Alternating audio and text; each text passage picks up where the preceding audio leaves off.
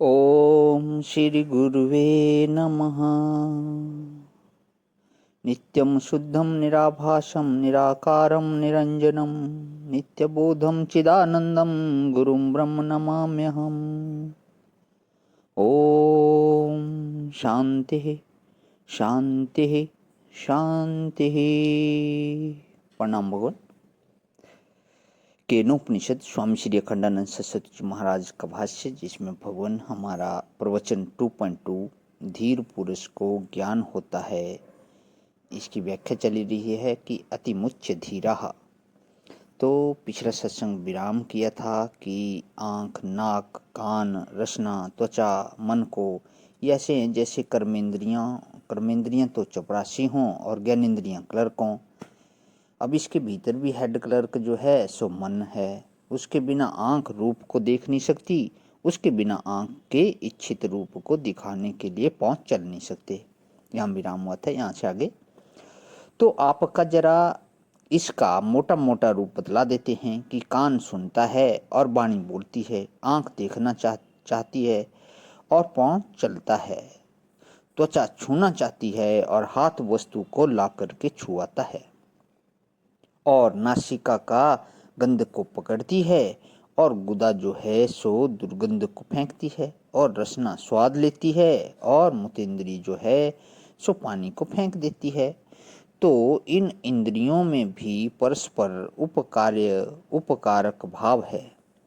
यह बात प्रधानता से कही कि कर्मेंद्रियां जो हैं वे काम करने वाली हैं और ज्ञानेंद्रियां जो हैं वे स्वाद लेने वाली हैं। काम करना और स्वाद लेने में मन जो है वह मुख्य होता है। आपको यह मालूम होगा कि कर्मेंद्रियों को असाधारण करण बोलते हैं और मन को साधारण करण। असाधारण और साधारण में फर्क क्या है? यह समझो, एक इंद्रिय एक ही विषय को ग्रहण करती है, इसलिए उस विषय को ग्रहण करने में वह इंद्रिय असाधारण होती है। जैसे रूप बिना नेत्र के ग्रहण नहीं किया जा सकता, तो रूप को ग्रहण करने के लिए नेत्र असाधारण इंद्रिय है। शब्द के लिए श्रोत्र असाधारण करण है, गंध के लिए नासिका असाधारण करण है, स्वाद के लिए जीवा असाधारण करण है, स्पर्श के लिए त्वचा असाधारण करण है, परंतु मन इन पांचों में साधारण करण है, वह पांचों के लिए बराबर करण है।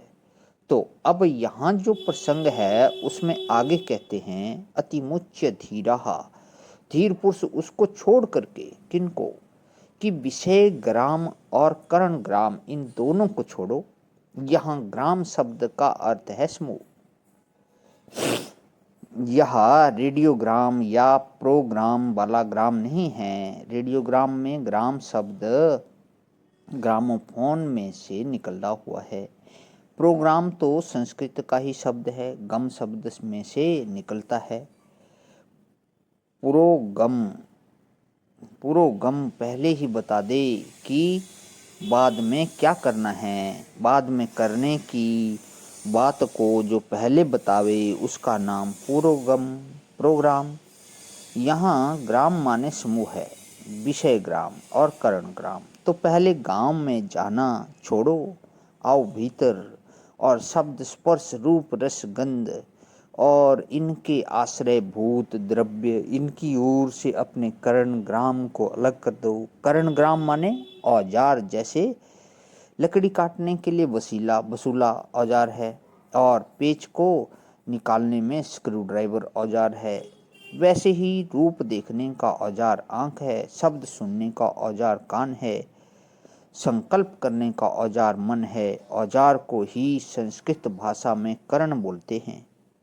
करने का साधन, कोई काम करने का औजार। तो पहले अपने को विषय ग्राम से अलग करो और फिर करण ग्राम से अलग करो। अति मुच्य।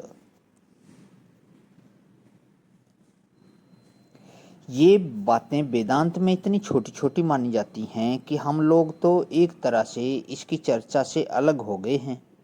इसकी चर्चा करते करते थक गए हैं। तो इसमें भी न्याय और वैशेषिक दर्शन में ऐसे मानते हैं कि ये विषय जो हैं इनका आश्रय द्रव्य होता है। जैसे गंध पृथ्वी में रहता है, पृथ्वी का विशेष गुण गंध है, जल का विशेष गुण रस है, तेज का विशेष गुण रूप है, और वायु का विशेष गुण स्पर्श है, और आकाश का विशेष गुण शब्द है।